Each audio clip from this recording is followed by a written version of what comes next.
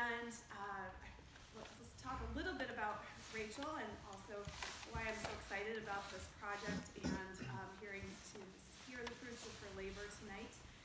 She began here at Geneva College in fall of 2015. She has been a history education major, which is preparing her to hopefully be in the classroom, definitely in some school next semester, and then thereafter as her own history teacher at a high school. And she has been this entire, I believe since fall of 2015, involved in Genevans. And one of the things that she got to do in this capacity was tour with the Genevans several times, but then this past May, she got to tour in Germany, Austria, Czech Republic. And so a lot of the images that she's going to be sharing tonight, some of them are her own, that she got to take and then really kind of get a feel for Reformation on the ground floor, as it were. And so we're really looking forward to this. I got to study the Reformation on a Humanities National Endowment of the Humanities summer seminar. And one of the things that I did not get to study in that time was the role of the university in the Protestant Reformation. And as I've been teaching Reformation, I've been just absolutely fascinated with how integral a role it played. So without further ado, let's hear from Rachel. Thank you.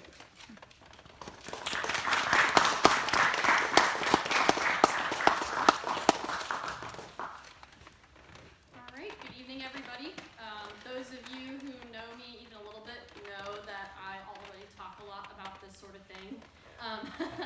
But there were some specific reasons in why I chose to look at this particular aspect of the Reformation, even though it's a very, very heavily written on and studied topic, theologically, politically, and historically. But as this is something that implements both sides of my major as well as part of my heritage as somebody who grew up in the OPC and who spent junior high following her dad around the halls of seminary. So I was kind of immersed in church history for most of my life, and it's been a big part of my personal interest in history. So just to start, this is the outline of my presentation. Before I go into the introduction and thesis, though, I am going to describe a little bit the purpose of my title. And then after that, introduction and thesis, I'm going to look at setting the stage, the pre-Reformation university culture. And then we're going to look at 3 different case studies, which I'll explain going along with my thesis, looking at Luther in Wittenberg, Zwingli in Zurich, and Calvin in the Geneva Academy, after which, of course, we'll conclude. So real quick, going over my title, when I proposed this project, I was interested in seeing how both university culture developed the reformers, but then also how, because it was such an important part of their development, that it was made evident in what they prioritized after they actually kicked the snowball down the hill and started implementing their reforms. I wanted to see what that looked like, hence the term symbiotic. And then the term revolution does not refer to like an actual event of a revolution as like the French Revolution or the American Revolution, more as referring to the idea that they were integrating new radical ideas into their reform movements that were inspired or frameworked after certain aspects of university culture. So, and then also part of the purpose of this project was to look at a more holistic aspect of the education and reforms of the reformers, as opposed to just academic theory on paper. So the university culture for me in this project was mostly what they wrote about, what they read, but also what were their lives potentially like as students, and what changes did they make for the lives of their own students when they were in that position of authority. All right, so here's my thesis. A symbiotic relationship between the reformers and university culture can be demonstrated by the following: the centrality of higher education to their personal development, their use of academic customs and methods to defend their new movements, their educational reforms, and their emphasis on education as a fundamental means of implementing societal and religious reform. This relationship between university culture and the reformers will be demonstrated by examining the three most renowned Northern European reformers, England, and their localized movements as case studies: Luther in Wittenberg, Zwingli in Zurich, and Calvin in Geneva. All right, so we're going to start quick by just establishing the fact that a lot of the reformers and even some of the pre-reformers, we were men of the university. They went through it and they were a part of it as scholars. So some examples right here. We have John Wycliffe at Oxford. We have Jan Hus at Prague. We have Martin Luther, Philip Melanchthon, and Karlstadt at Wittenberg. Zwingli at Vienna, Basel, and then eventually Zurich, although that didn't have a university. We'll look at that. Bucer at Heidelberg, and John Knox at St. Andrews. So you see these examples of some of these were the schools that they went to that I have listed. Some of them were they taught and held doctoral positions. Just goes to show the reformers were involved in the university deeply. A lot of them, the big names that we talk about. Okay, and then again, we have these different case studies. These are the most recognizable names to most people. So we have, again, those three. So look at the different examples of this mutual relationship between reformer and university culture and how it's implemented in different ways. Because while that's easy to track with Luther because he was in a university that did change, Zwingli, even though he came out of the university, implemented reforms using aspects of university culture that in a town rather than in a university, hence the term the city of Zurich as a public biblical college. And then lastly, we'll look at John Calvin and his establishment of the Geneva Academy, which was never an official university in his lifetime and for a little whiles afterward, but nevertheless was a school, and we can see what his values were and what he was influenced by based on how he and his followers shaped that particular school. But before we look at that, let's quick look at the situation before the Reformation. A lot of times it's easy for us, especially those out of the Reformed tradition, to have this idea that this all came boom out of nowhere. And that's definitely not the case, not even in the education circles. So we're going to look at the situations of authority and plurality in the medieval university culture. We're going to look at the autonomy of universities, and then the humanist scholastic debate in universities, which is probably the most written on aspect of my presentation as far as other scholarship goes. All right, so authority and plurality. The 14th century was beset by crises. Any of my humanities students that are familiar with this at this point. So two of those events, of course, were the Black Death and then also the Great Western Schism, in which the papacy was moved to Avignon as opposed to being in Rome.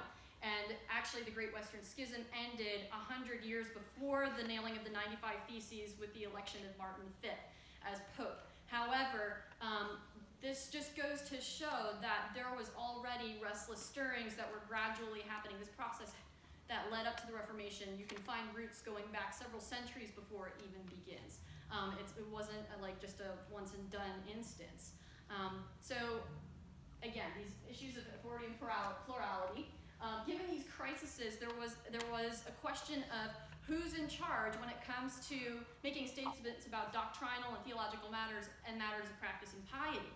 And because nobody could really explain the Black Death, and then there was sort of a wariness about a clerical authority given the schism. There was question as to who was the true pope. At one point, there were three of them, and they all excommunicated each other. Then there was plenty of corruption among certain priests and other church leadership. So there was a wariness about listening to them as far as voices of authority in these regard.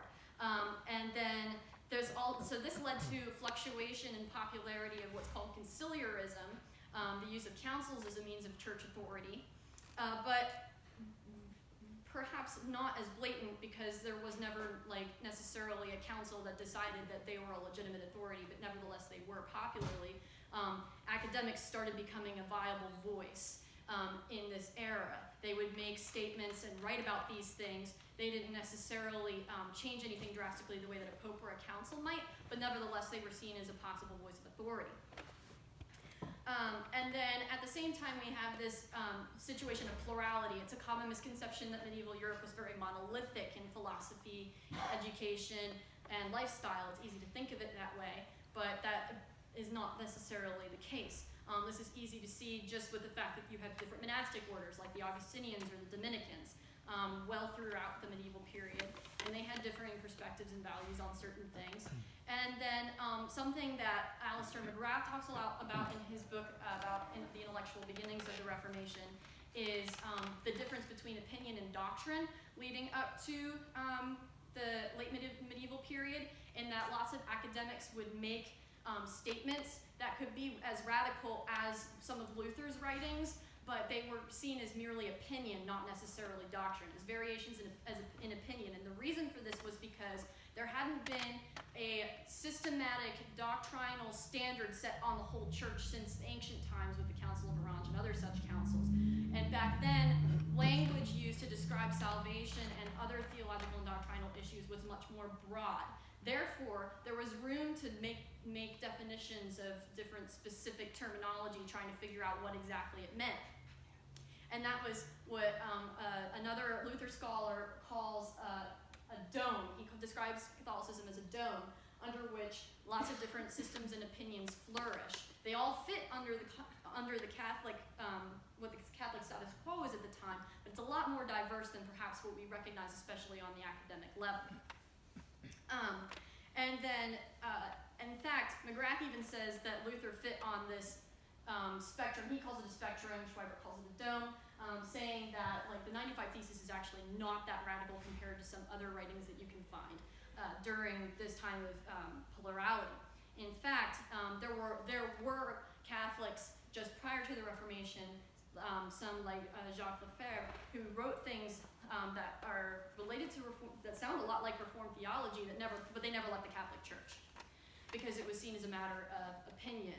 It wasn't necessarily somebody making an official doctrinal standard. And then, let's see, the other thing that we've got going on during this time is that universities are very autonomous. They were established secularly, so they were often established by, if you were in Germany, a local prince or duke.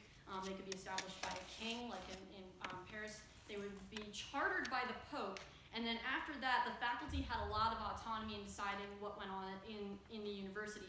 They would have to petition to secular authority in order to get salaries for chairs and things like that, but otherwise they did a lot of the hiring of other faculty, they did a lot of the curriculum writing, and they decided who got degrees as well. And so you can imagine that, as we're going to look at in a second, universities back then were small, even, very small by modern standards. And we all know, being on a small campus, that it's easy to incubate a particular culture of a particular culture, a particular philosophy. So you have these individual universities almost as like their own bubbles. We joke about the Geneva bubble, but like it's a real thing for most universities. And Robert Black points out, because students grew up emotionally and intellectually in the universities and statutes and values, they were very much ingrained in the particular system and perspective at their local university. So you can see that this would be the case for pretty much all of them, in that the individual faculty would be deciding on particular stances of opinion, doctrine, system, methodology, etc., and that would be what all of their students were ingrained in a very tight-knit situation. To prove further that universities would have been very, very tight-knit and generally somewhat unified, so any sort of disagreement would have really ripped through a given university.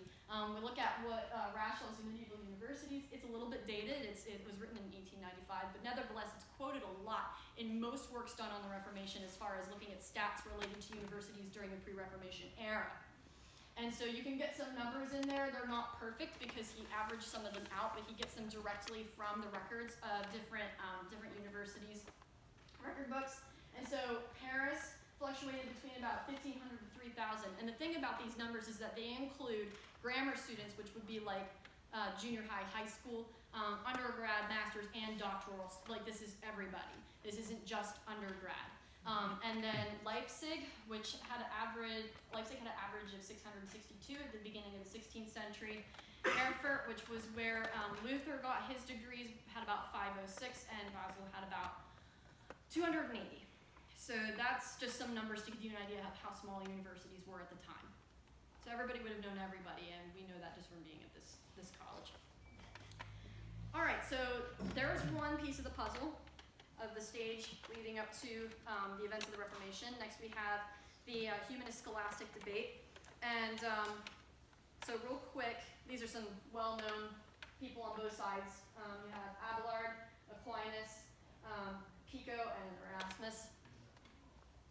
So the dictionary definition of scholasticism is a system of theology and philosophy taught in medieval European universities based on Aristotelian logic and the writings of the early medieval church fathers. They used dialectic, and a description of that is basically it's a set of questions and answers that they would write back and forth with a statement and then or an objection, etc., and then they would respond to them in a very systematic, structured format. The scholastic program saw logic as primary to the means of studying any of the other liberal arts. So it was really ground into you, especially when you were an undergrad, which we'll look at in a moment. And then they understood knowledge as static. It was something that was quantified, and you could only learn all of that knowledge through several years of very specific methodological study. If you wanted to know anything, you needed to learn the method of scholasticism, and you needed to see how they understood logic. You needed to know their specific set of books that they set as a standard, and then only then could you be an actual scholar. So they actually thought this way about scripture, and this might sound strange to us, but it was just a foreign idea that the average person could read the Bible, because it was thought that the Bible was just so immensely deep that only highly trained scholars could possibly understand it. They would rather give a commentary to a younger student because one of these particular scholastics says, laying scriptures in the hands of the uneducated is to toss infants into the ocean. And in that particular quote, by uneducated, he basically means anybody who doesn't have a doctorate in theology. So this kind of gives us an understanding of they put a lot of work into making sure that you had all the tools you needed to be a scholar in one of the three fields that they had. So we'll look at a couple real quick. Here's just some notable scholastics. Here Abelard wrote the famous work Sic et Non, and that was often used as a means to teach the methods of logic for those who were following a scholastic program. And then, of course, we have what you might call the scholastic big three, honestly. You have Thomas of Aquinas, and his system would be called Thomism, and you also have Duns Scotus and William of Ockham. Often, if you were a scholastic student during the pre-Reformation era, you would read their works and follow their methodologies. So, in scholastic university culture, the University of Paris was the ultimate model for forming a new university. They also sometimes would charter it to be modeled after the University of Bologna, but that was not as common as the University of Paris. The three different curriculums that they offered were theology, medicine, and law. And at Paris, they mandated sometimes up to 16 years of study in order to achieve a doctorate, which may not sound like a lot, but you could achieve your bachelor's degree in a year and a half or two, and your master's degree in just a little bit over that sometimes. Some of the reformers did. So if you think about that, that's a long time to work towards your doctorate, comparatively. So the bachelor's degree was more like to ground yourself into understanding how to use all the tools of scholasticism to achieve scholarship. So lots of methodology, lots of logic. They would put you through Abelard. They would put you through all of those type of writings so that you knew how to actually do higher academic work. And then you would achieve your degree after performing a graduation disputation. Disputation is kind of like, it's sort of like a formalized debate. You would come up with a list of theses that would be argued, they were pre-written, and then you would argue them under a very strict set of rules. One side would pose the theses, and then the other side would either affirm, concede, deny, or pose doubt. And then the latter two answers, if you denied or posed doubt, if you said those things, then you would then have to say something that would try to force the other side into some sort of contradiction. So you have this back, forth, system of debate, and it was very regulated in the way that they went about it, at least during this era. And it was kind of the origins of academic thesis defense, sort of like what we have today, but unlike the ones we have today. Back then, sometimes they could take hours, sometimes even a couple of days. And in the case of one disputation we're going to look at, it took actually a few months before the thing was actually settled. And then, so disputation was something used during this era for degree awarding, but also it was a part of the process for getting a position as a new faculty member.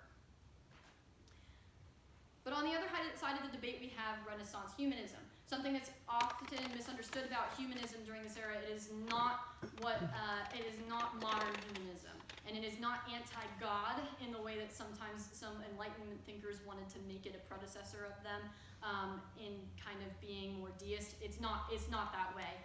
It began as a patriotic literary movement in Italy. Unlike scholasticism, it's not an explicit methodology. It's more like a way of approaching scholarship, a frame of mind, and a way that a thought process on how to focus, how to do studies. It's not like a strict set of rules the way that scholasticism had. In fact, it's demonstrated that it was originally a literary movement in the fact that most scholastic writers, when writing against humanists, would insult them by calling them poets. The humanists wanted to return to all 7 liberal arts as opposed to just focusing mainly on logic. They wanted an equal treatment of all the 7 liberal arts, and they wanted to return to the use of classics and original texts rather than commentaries, because their thought process was, if you read the original texts, you can find the spirit of the author and where they were and where their thought was, because they're closer in proximity to the events that they're speaking about. So that was their thought process on that. And then pagan classics and secular classics were also seen as holding viable arguments and perspectives, even if they were pagan. And they acknowledged that they were imperfect because they were pagan, but not void of use, that they could be utilized. Because the humanist movement saw that all mankind was capable of pursuing truth through study. They didn't necessarily see knowledge as static as the scholastics did. But perhaps what makes them all one movement is the fact that they were all distinctly anti-scholastic and anti-Aristotelianism. In fact, Peter Ramus, a notable humanist, defended a thesis for his master's degree in disputation called "Everything Aristotle Said Was False." And in that he challenged what he saw as an over-abuse of Aristotle and a scholastic botching of the true nature of logic and its place in 7 liberal arts. So some notable humanists, we have Pico, who wrote 900 theses with a more famous preface known as the Oration on the Dignity of Man, in which he praises the capability of man in pursuing wisdom and argues for a more inclusive scholarship that includes different writers that are not necessarily just Catholic or scholastic. He even suggests that they use some Jewish writers, which would have been shocking back then, given the anti-Semitic moment of the day. Also, Petrarch, who was a poet, and he also was a document hunter. He would go look for old documents. And then probably most notably to anybody is Erasmus, who is probably best known in this context for my presentation for his own translation of the New Testament that was different from the Vulgate. Okay, and so the thing about Renaissance scholars is that they're more sort of what we would call interdisciplinary in their own personal studies, as opposed to restricting themselves to medicine or law or theology and then considering only people in those immediate fields expert on that field and nobody else. Humanist, medical, and law scholars sometimes studied theology if they felt like it, and scholastic theologians were really put off by that. They in fact dismissed Erasmus as being a philologist and a hobbyist who was overstepping his boundaries when he created the new translation of the New Testament, even though he was an expert in Latin. So there's that. And then we see the use of classics in original texts and a big emphasis on eloquent rhetoric. That was such a big deal that, in fact, Erasmus joked when he was at another university that he had to speak in stupid Latin because otherwise they would refuse to listen to him if he talked with good speaking Latin. And then finally, we see the rising of biblical humanism, which is theological study dedicated to expository biblical study. So you would look at books of the Bible at a time, go through them, and there was an idea that the Bible was in itself a valid authority. You didn't have to depend on commentaries in order to understand the nature and the purpose of what Scripture was trying to say. So there's that. And then here's some practical aspects of the debate beyond just the scholarship aspects of it. So the debate was very polemic, and by that I mean that they mostly were attacking, they were writing each other back and forth. They were attacking both each other and what each other had to say and their methodology. This is, some of them were really, really awful in what they called each other.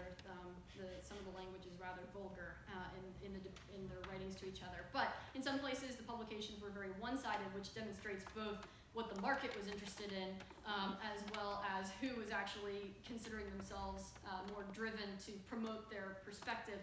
And that's in Germany. Most of the publications were very one-sided, and most of the publications put out were by humanists. So you already have a waiting market by the time Luther starts rolling things off the printing press. And some practical aspects. The scholastics were panicking because university attendance was dropping in their universities, and in individual universities, in their classrooms, there was a preference for humanist lectures.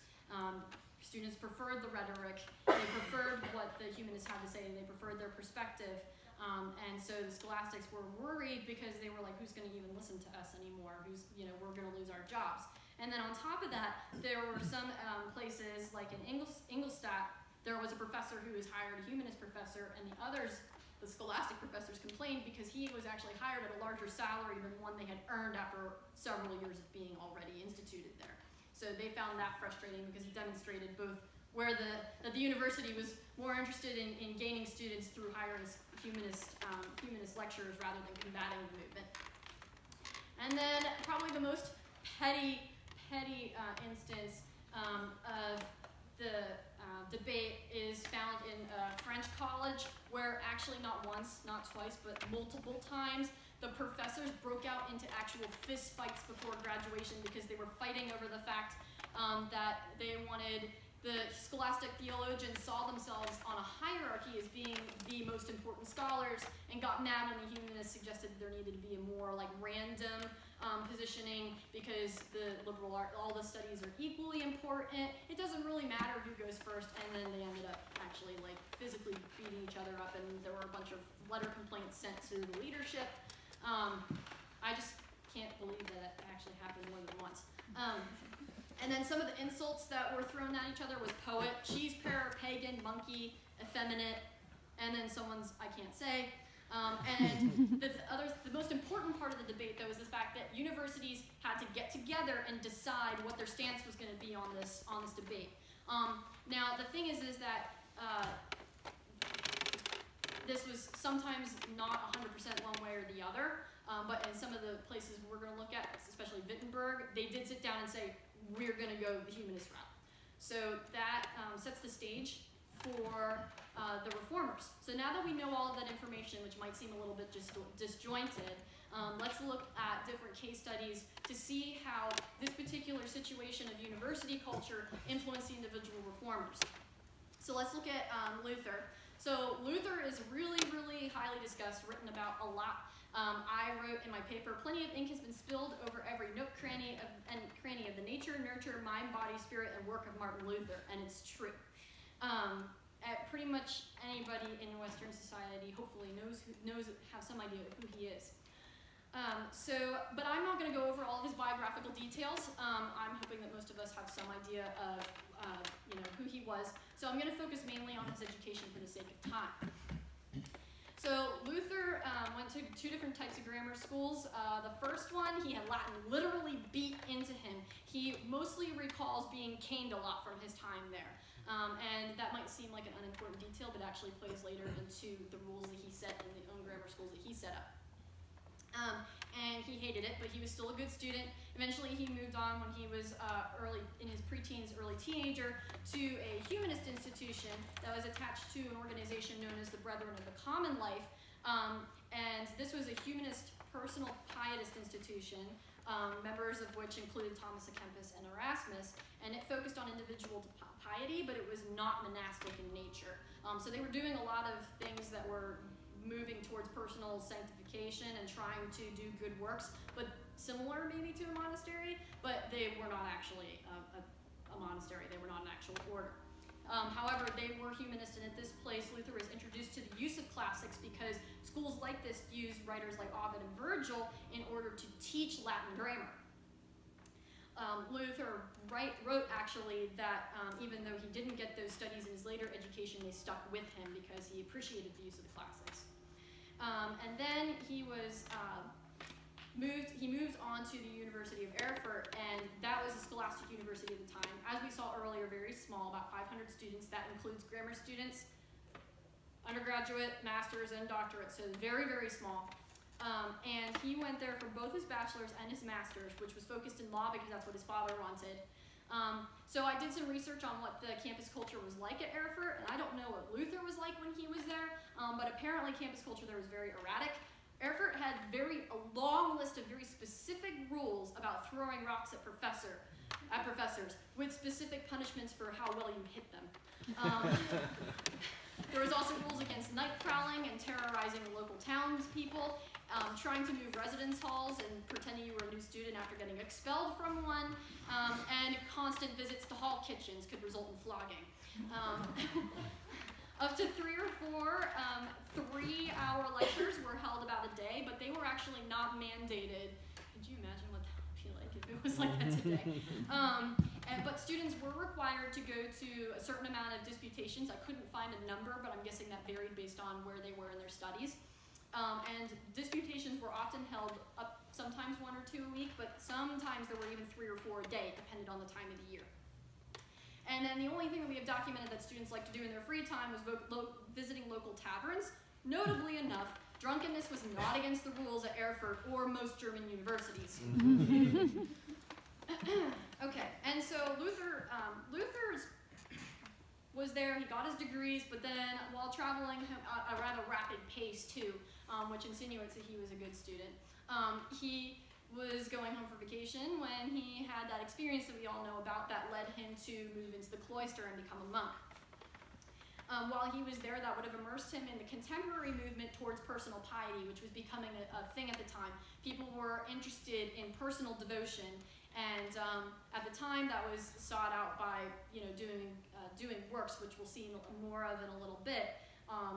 Because the scholastic perspective and encouragement was to do what lies within you, to do your best, to try your best, to do what you can to the best of your ability to gain more piety. But Luther did not feel satisfied with his time there, which would have been very, very rigorous and hard. He would have had to do a lot of work. And as we all know, the pilgrimage to Rome didn't really help out either. So he actually started looking for truth on his own related to personal salvation, which may not be explicitly humanist, but mirrors the humanist understanding of the pursuit of truth, that if you do your research, it's possible for you to figure it out. But this didn't fully happen until Wittenberg, and as far as we can tell based on his writings, Luther was very much a scholastic when he became a biblical scholar there. What his entry would have looked like is he would have had to answer extensive questions to a panel in the Pattern of Sic et Non, which was led by Karlstadt actually, and then give a theological oration on why theology was important to the studies of the university, and then perform a public disputation. And then finally, he would swear loyalty to the Roman Catholic Church, ironically. Luther apparently succeeded because Karlstadt actually himself put the ring and beret of the doctoral position on Luther. Schweibert says that new doctors of Wittenberg were often carried through the town on the shoulders of students like a football hero off to the tavern to celebrate. And then around this time, Luther begins to study the Bible. Some sources think that this may have been his first time, but he begins to study the Bible for his courses.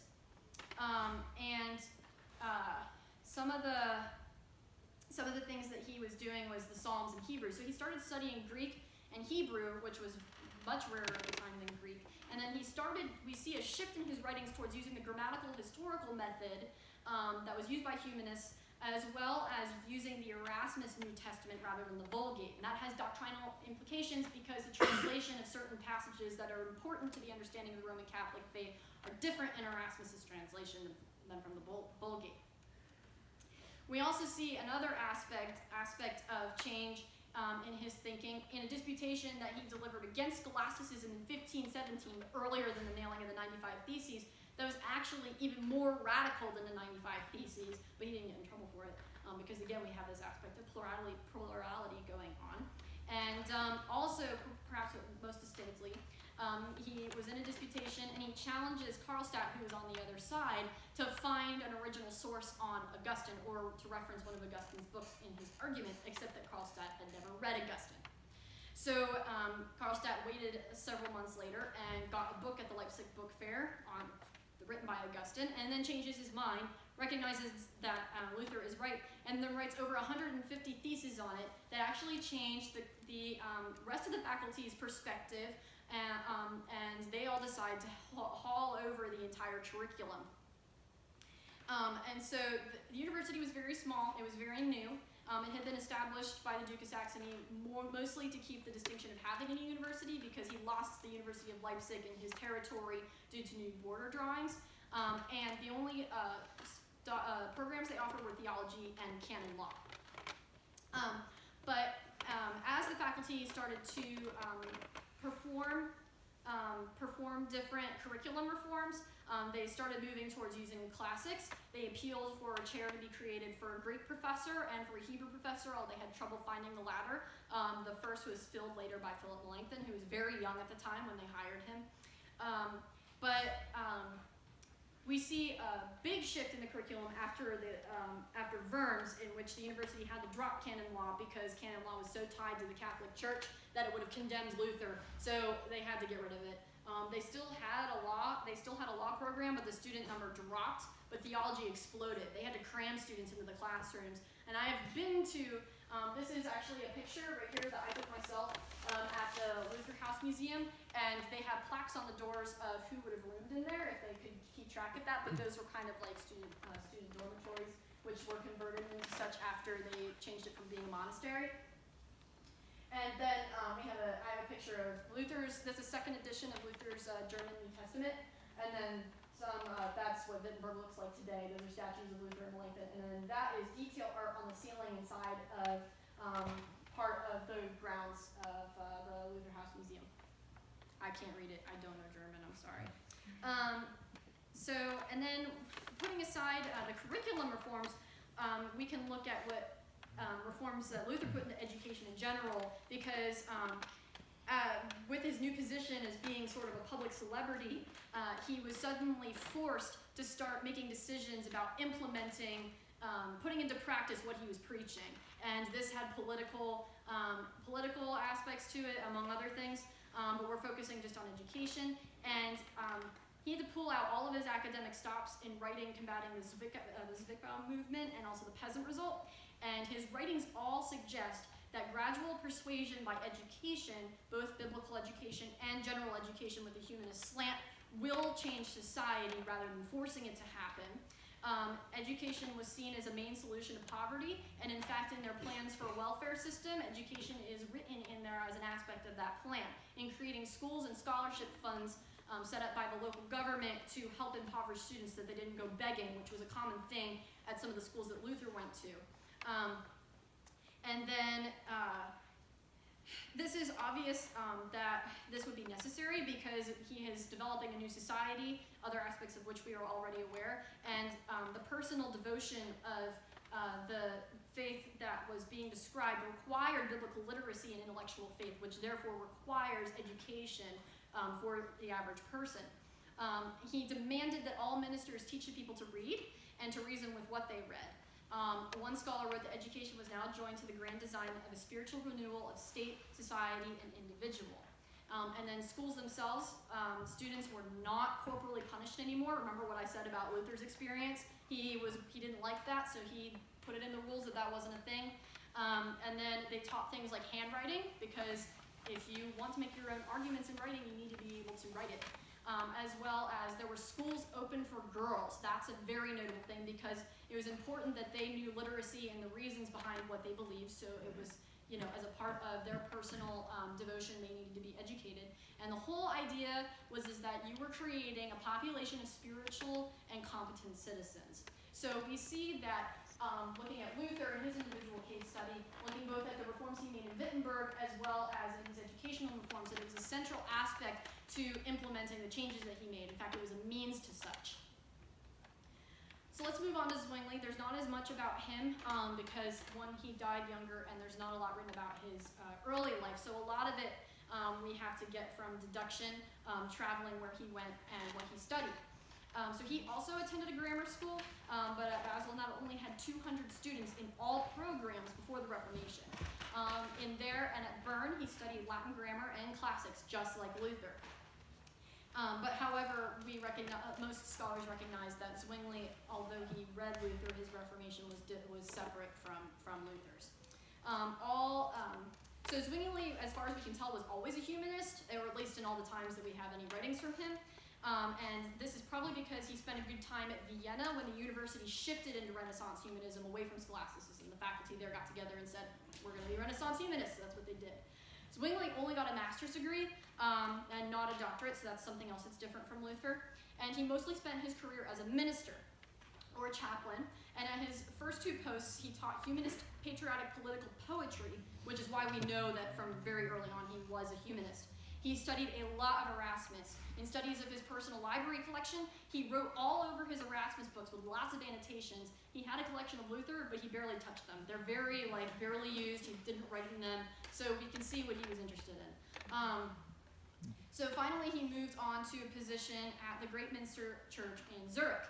And there he developed a reputation for preaching, and he treated scripture in his sermons and in his teaching as its own source without referring to scholastic commentary. That's, again, a humanist concept, as we saw before. And his main concern was the education of the soul, because all things, and from his perspective, which differs from Luther's Two Kingdoms perspective, which is a theological, doctrinal issue, so we're not going to talk about that. But for Zwingli, he saw that all things should be confined to the will of God found in Scripture. So it was very important to him that people learn the Bible. So he set up a system at the Great Minster that became a sort of public university. And so we see Zurich's become, as a city, sort of a public college of biblical studies. There's an ordinance of reform in 1523. Zwingli had close ties with the civil magistrate at Zurich. He put in that there would be daily lectures for an hour in Hebrew, then in Greek, then in Latin. It was open to all of the population, regardless of how well off you were and your gender. Later prophecies, a thing that's called prophecies, was started in 1525, and what that was another educational opportunity. They started at 8 a.m. every day. A bunch of scholars would gather, and scholars and ministers would gather in the choir loft, and they would go through daily public expository reading in the original languages, so Greek and Hebrew, and in Latin, until the Bible was read through the whole year. So it was like a public Bible a day thing. And finally, the whole thing was synthesized in German, in the common language, by a minister, which again shows some humanist university understanding and that, the perspective that all people are capable of learning this sort of thing. And then, assuming that these events, both of these things, happened every day, one, that means the public had access to a lot of free biblical education, and then two, that would have been a lot of work for Zwingli because he was involved in all of that and the planning of it. We don't have a whole lot written on his particular perspective on education as an institution, but that partially may just be because his life was cut short so quickly that he mostly focused on biblical education and the political situations of his day in his writings. However, nevertheless, we can see that university culture is very evident in his life and his use of disputations, which we've talked about already. It was said by several of the scholars that I researched that he weaponized disputations, taking them out of the university classroom and making them a method of public persuasion and consensus. The first one happened in front of the civil magistrate in a packed crowd of over 600 over the affair of the sausages, which if you don't know that story, go research it. It's about related to Lent and eating of meat. and making a decision about which doctrinal direction Zurich should go in practice when it comes to the Catholic Church. Some other issues that came up related to that afterward was clerical marriage. The second disputation was on iconoclasm, which is the destruction of images used in Catholic worship. And then most famously is the colloquy of Marburg, which we'll talk about in just a second. But lastly, something that Zwingli was very heavily involved in was the disputations against Anabaptists. Several of those happened over a course of a few months, in which Zurich had to make a decision about their stance about baptism and then what to do with the Anabaptists, especially as they became more radical. So real quick, here's an excerpt from the colloquy of Marburg. I don't know if you can read it, but I'll just read a little bit for you. So this is between Luther and Zwingli. They agreed on a lot of things, but they could not agree on the presence of God related to the Lord's Supper at all. Luther was held to what's called consubstantiation, and Zwingli held to symbolism. So they got together and decided to argue it out. It's the same way that Zwingli had already been doing with Zurich in general. So they talked about this. So Luther says, I call upon you as before. Your basic contentions are shaky. Give way and give glory to God. And Zwingli says, we call upon you to give glory to God and quit begging the question. The issue at stake is this. Where is the proof of your position? I'm willing to consider your words carefully. No harm meant. You're trying to outwit me. I stand by this passage in the 6th chapter of John, verse 63, and shall not be shaken it from it. You'll have to sing another tune. Luther, you're being obnoxious. Zwingli, you don't believe that Christ was attempting in John 6 to help those who don't understand? Luther, you're trying to dominate things. You're insisting on passing judgment. Leave that to somebody else. Is it your point that must be proved? Not mine. But let us stop this sort of thing. It serves no purpose. Zwingli, oh, it certainly does. It is for you to prove that the passage of John 6 speaks of a physical repast. Luther, you express yourself poorly and make about as much progress as a can standing in a corner. You're going nowhere. Zwingli, no. This is the passage that's going to break your neck. Luther, don't be so sure of yourself. Necks don't break this way. You're in Germany, not Switzerland. Ultimately, Luther called Zwingli an insolent Swissman and a fanatic, and Zwingli wrote a response called A Friendly Reply. That was not friendly. To sum up about Zwingli, although a lot of what we have to do in studying this aspect of his life is by deduction, the methodology by which he enforced the public biblical education of his society was through aspects of university culture like disputation and public lecture. Finally, we'll move to Calvin, who's maybe most significant in name to this college. And the Geneva Academy, is not this institution. So Calvin bounced around several different colleges that all fall under the umbrella of the University of Paris. And this was because his father wanted him to be a priest. He wanted to be a lawyer. Finally, after his father died, he jumped right back into law school. And he gained his master's degree at age 18. Paris, as before mentioned, was a model for all other universities and had, like I just said, a handful of different colleges underneath its larger umbrella that were all on their own, individually, somewhat autonomous. And it was much bigger than any of the institutions that Zwingli or Luther attended. And campus culture at Paris was rather insane. I remember I talked about Erfurt. Well, I did some research on what campus culture was like at some of the schools in Paris. And something that was really popular was social sconcing, which was forcing each other to drink entire tankards of alcohol in punishment for social faux pas, as well as dumping people headlong into giant barrels of wine. And eventually, this was so common that the Sorbonne actually normalized this as a practice of punishment to students. And the Sorbonne was a byword, both a school, but also was a term that was used to describe the theological faculty. So it says something about the way the theological faculties like this. I want to know what the rest of the college is like. And then also something that was noted by what I read was that the clerks were constantly, most of their time was spent running all after students for their drinking tabs, which were very extensive. We know Calvin liked wine, part of his salary was 250 barrels of it a year, but apparently they were way more into it even than he was. Calvin, on the other hand, was a good student, everybody's favorite. His friends documented that the thing he liked to do was study really, really late at night, late into the night, and then wake up in the morning and lie in bed and contemplate about his studies. Something that's notable about Calvin is even though he was a law student, was that he was a self-taught theologian, which is, again, very humanist, even though he was in a rather scholastic institution. He wrote a commentary on Seneca as a law student, and in this, he used a literary textual technique as opposed to a scholastic method. But what eventually eventually threw him out of Paris was the conflict not so much over humanism and scholasticism, which had already been around for a while, but actually what was known at the time to the world as Lutheranism and what we call the Reform movement now.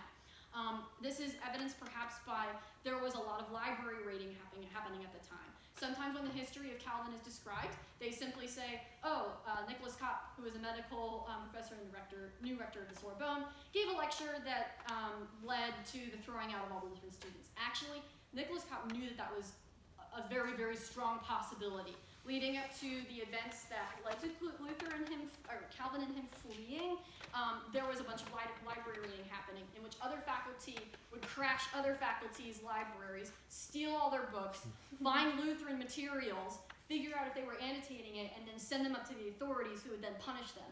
In fact, there was one professor around this time who was executed for repeated offense of possessing Lutheran literature.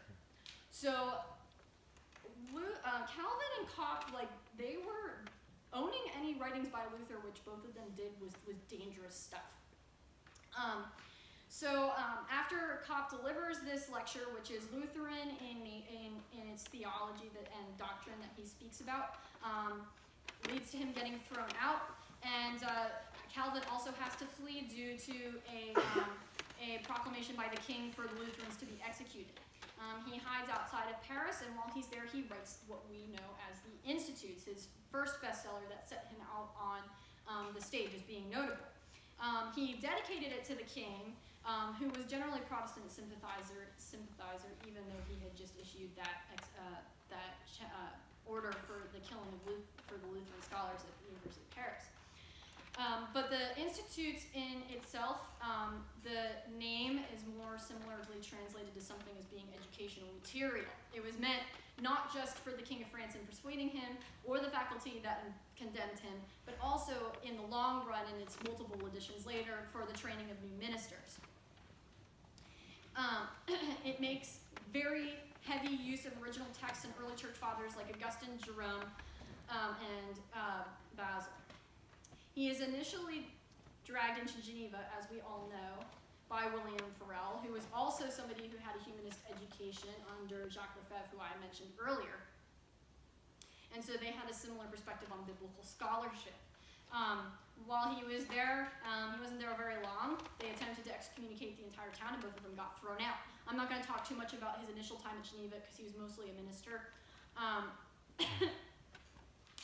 But then when he was gone, after he was thrown out, he went over to Strasbourg, and while he was there, he got to do what he liked best, which was be a scholar. Calvin, he really wanted to just kind of be one of those ivory tower type people. He liked writing, he liked reading, he liked lecturing. He didn't like being dragged around by city councils like he did for most of his life. While he was there, he observed Strasbourg schools, which were set up for grammar students, and those taught Greek, which was unusual, and were focused in the classics all through their higher education. He also, besides lecturing and doing his own personal scholarship and writing, he represented Strasbourg at conferences and colloquies, actually one of which where he met Melanchthon and other reformers. So he made some connections. And then, so he was there, he was very happy he was there, he got married while he was there, but then eventually Bucer, who was kind of the head of the Reform movement at Strasbourg, as well as Farel, said, you need to go back to Geneva when he was invited back. So he did, even though he really didn't want to. He was rather explicit about that. But while he was there, he made a lot of reforms. Mostly what's focused on is his doctrinal reforms, his reforms in church hierarchy, as well as his reforms in political movements. But we're going to speak mostly about just the education aspects, which mostly get lost in the other parts of his reforms. So something that he was really, really driven to do is found what was eventually the Geneva Academy in the interest of training ministers. And there is a big question as to whether or not this is a university or seminary, and in fact, there was an entire book written on this by Karen Mag, who looks at this and looks at the different details of the actual Geneva Academy. Was it explicitly a seminary? Her argument is no, and I'm inclined to agree. So looking at the purpose of the Geneva Academy holistically, from Calvin's perspective, as an individual who is really sickly and beset by lots of ailments his entire life. He was very concerned about where the school was, both for the aesthetic pleasing of the students, but also for their health. And so he consulted doctors, stonemasons, engineers, and ministers in picking a location for the school before giving a suggestion to the school, to the city council. And he wanted fresh air and good views for his students. We can also see in his writings and his understandings of human nature that he saw humanity as being made up as not just reason, but also emotion, experience, behavior, intuition, the physical body, social need, will, and spirit as all parts of the person. And he wrote about all of those different aspects. And he wanted all of those to be approached in one's education. He had to start this school completely from scratch, unlike Luther, who had the university already there. And so the school was split into two halves, one for younger students, sort of like a grammar school, and then one for older, and the initial chairs in the Geneva Academy were in Greek, Hebrew, and the general bubble of the arts. This might sound very much like a seminary, but if you look at the classes that were taught at the Geneva Academy, it's more not so much like what a modern day seminary education would be, so much as a general master's of arts and humanities degree would be. So yes, there were classes in Old Testament and New Testament, but there were more lectures in things like philosophy and classics, and original languages, and in Latin. And there were also apparently occasional lectures given in medicine and in law, even though there were not chairs for that until much later when the school became an actual university. It was very much a liberal arts education. Yes, the goal was to create ministers, but the goal was to create ministers who were scholars, because they needed to be in order to approach the world that was out there during this time. You have to remember the Reformation is in full swing at this point. We need men who have the foundation of an education in order to defend and educate their congregations and their positions. So that was the foundation of the Geneva Academy on Calvin's part, and it very much takes a clear, explicitly university culture type framework with a lot of humanist influence. Some of the other educational reform, Calvin didn't really write much on his opinion of these things. You kind of have to do some looking around, but if you look at what actually happened, what we can see is that there were schools that were opened, and in passing, it's noted in city ordinances that there was to be established a school for boys, but also there was to be the appointment of female teachers for girls. This is something we don't see in the other reform movements. This is something very, very distinct. There's a lot of argument in Reform niche circles over Calvin's position of the education of women, but I think this is pretty explicit in that he thought that girls should be educated. And from what we can tell, the curriculum for them would have not just been literacy and handwriting, as in Luther's schools, but it also included studying the classics. So Calvin put a big emphasis on full education for for people as possible. So there's John Calvin, and we can see that he is probably the most inherently scholarly person just as an individual. And although some of his reforms are explicit in that he established an academy, and maybe more implicit because we can only really see through what was established in Geneva what his opinion was on general education. It's very obvious that he was just through and through soaked in university culture and how he used it to implement his own reforms, which sometimes gets lost in the shadow of what actual reforms happened in like the political and the ecclesiastical spheres.